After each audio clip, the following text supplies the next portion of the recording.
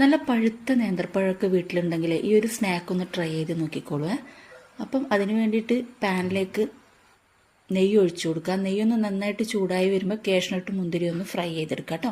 പിന്നെ നമ്മൾ മെയിനായിട്ടുള്ള തേങ്ങ ഇട്ട് കൊടുക്കുക. നന്നായിട്ടൊന്ന് റോസ്റ്റ് ചെയ്തെടുത്തതിന് ശേഷം ആവശ്യത്തിന് പഞ്ചസാര ഇട്ട് കൊടുക്കുക. ഏലക്കാപ്പൊടി ഒരു ഇത്തിരി ഏലക്കാപ്പൊടിയും കൂടി ചേർത്തിട്ട് നേരിയൊരു ബ്രൗൺ കളറാകുമ്പോൾ ഫ്ലെയിം ഒന്ന് ഓഫ് ചെയ്യുക. എന്നിട്ട് നമ്മുടെ കാഷ്നട്ട് മുന്തിരി അതിലിട്ട് മിക്സ് ചെയ്ത് വെക്കുക കേട്ടോ. പിന്നെ ഒരു ബൗളിലേക്ക് ഒരു 2 ടേബിൾ സ്പൂൺ മൈദപ്പൊടി ഇട്ടിട്ട് നല്ല കട്ടിയിലൊരു ബാറ്റർ തയ്യാറാക്കി എടുക്കുക. ഇതുപോലെ പഴുത്ത നേന്ത്രപ്പഴം വീട്ടിലുണ്ടെങ്കിൽ അത് നടുകയെ ഇങ്ങനെ കീറിയെടുക്കുക. എന്നിട്ട് നമ്മൾ ഉണ്ടാക്കിയിരിക്കുന്ന ആ തേങ്ങയുടെ മിക്സ് ഇതിലേക്ക് ഫില്ല് ചെയ്യുക കേട്ടോ. എന്നിട്ട് നമുക്ക് ഈ മൈദപ്പൊടി വെച്ചിട്ട് ഇതൊന്ന് കവർ ചെയ്തെടുക്കാം. എന്നിട്ട് നന്നായിട്ട് വെളിച്ചെണ്ണയോ ഓയിലോ ഒന്ന് ചൂടായി വരുമ്പോൾ അതിലേക്കിട്ടൊന്ന് ഫ്രൈ ചെയ്തെടുക്കാം കേട്ടോ.